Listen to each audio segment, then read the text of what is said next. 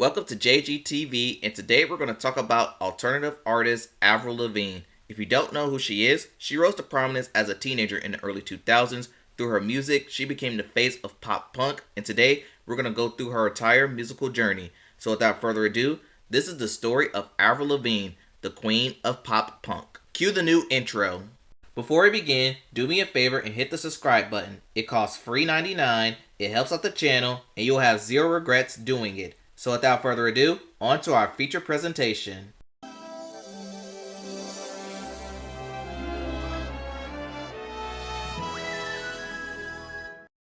Avril Ramona Lavigne was born on September 27, 1984 in Belleville, Ontario, Canada. Music was a part of her life very early. At the age of 2, her parents discovered her singing Jesus Loves Me. Avril was born to sing. She could literally sing herself to sleep, and it annoyed her siblings. Realizing her daughter's musical gifts, her dad converted his basement into an in-house studio filled with several instruments for Avril to master. Another thing she mastered was hockey, playing in an all-boys league and being named MVP in the same league. As an early teen, Avril started to perform in a number of talent shows. She won a random radio contest, and the prize was to perform with Canadian superstar Shania Twain. They performed the song What Made You Say That. Around this time, a man named Cliff Fabry offered to manage the young teenager. Thanks to his connections, she got to work with producer Peter Zizzo in New York. But going to New York came with a price. She had to leave school to chase her musical dreams. Through her parents' wishes, Avril dropped out of high school and moved to New York with her brother. But she didn't stay in New York long. Another man, Ken Krongard, discovered her singing, and he wanted to set up an audition for Arista Records, and their head at the time, L.A. Reid. Reid was impressed and signed the teenager to a 2-album deal worth $1.25 million. After signing with Arista, Avril moved to LA to work on her debut album. While there, she found an image. She realized she fitted with the skater crowd and started to dress like the clique. Avril initially struggled to find her sound, but it wasn't until she worked with the production team known as The Matrix. One of the songs they worked on was Complicated, and that was used as Avril Lavigne's debut single. The song reached number 1 on the Canadian charts and peaked at number 2 on the Hot 100, being held out by Nelly.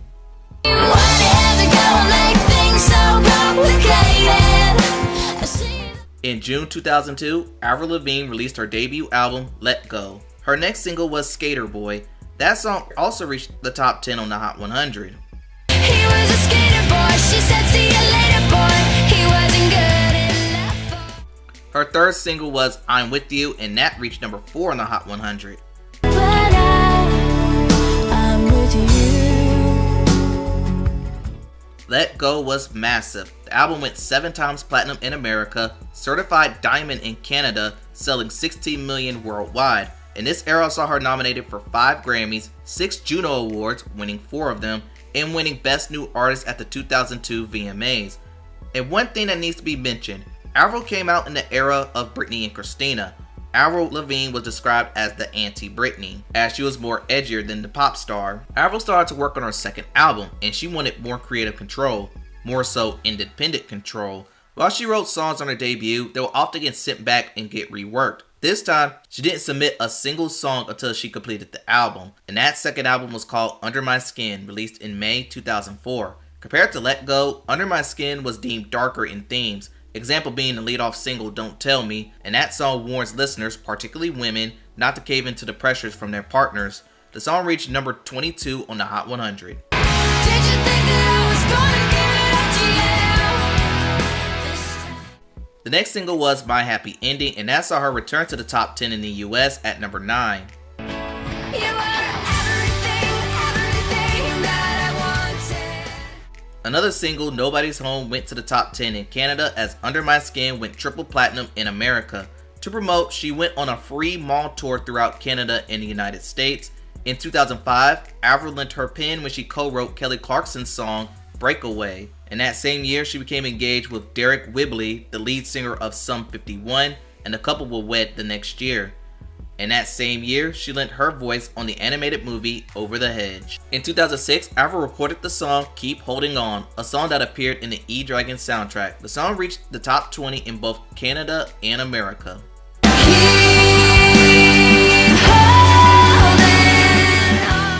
The song would appear on her third album. In April 2007, Avril released that third album called The Best Damn Thing.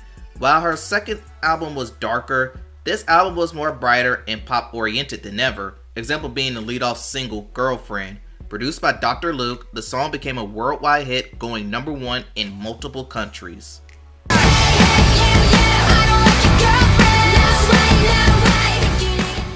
The song, however, did land her into some hot water. Members of the band Rubinus sued Avril, Dr. Luke, RCA, and Apple Music for copyright infringement, citing Girlfriend sound like their song I Wanna Be Your Boyfriend. Dr. Luke and Avril denied infringement, stating that they never heard the song.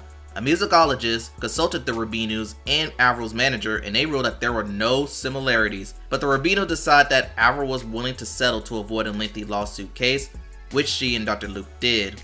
The next single was When You're Gone, and that song reached the top 10 in various countries. When you're gone, the pieces of my heart. The Best Damn Thing went double platinum. She embarked on the Best Damn Thing World Tour, but while in Malaysia, a political party there wanted her show banned as they felt like some of her moves were too sexy. But a week prior to the show was approved by the Malaysian government. In 2008, Avril launched her first clothing line named Abby Dawn. Then she launched a fragrance line, Black Star, shortly after. In 2010, she founded the Avril Lavigne Foundation. Her charity helps young people with serious illness and disabilities.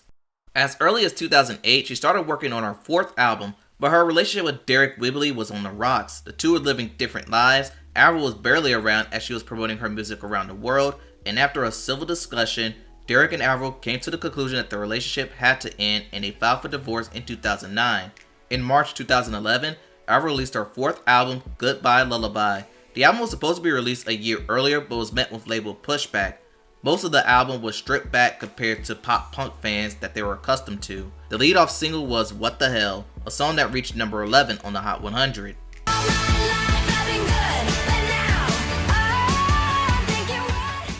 But the album did not have any other hits as it only went gold in America. Before her next project, she decided to depart from RCA and join Epic to reunite with L.A. Reid. In November 2013, she released her self-titled fifth album. The lead-off was Here to Never Growing Up, and that song reached the top 20 in multiple countries.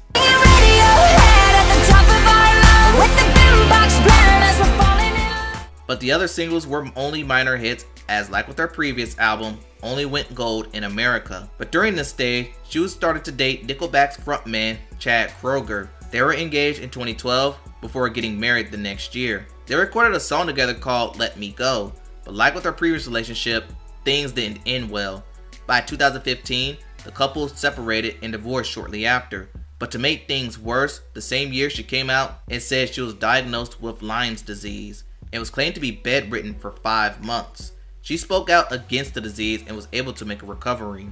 Fast forward to 2019, she released her sixth album, Head Above Water. The album took inspiration during her battle with Lyme's disease, and in 2022, she released her seventh album, Love Sucks, and that album had the song Bite Me.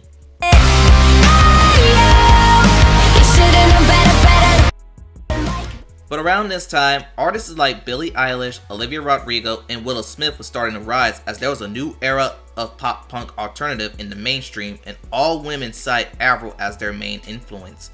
While working on the Love Sucks album, Avril got acquainted with Mod Sun. They announced their engagement in 2022, but was called off in 2023. And this is where she had a brief fling with rapper Tyga, but that too was short-lived.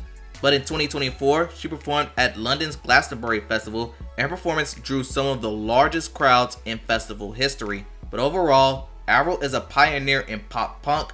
Many artists, even some hip-hop artists, cite her as an influence, and today she still tours and performs.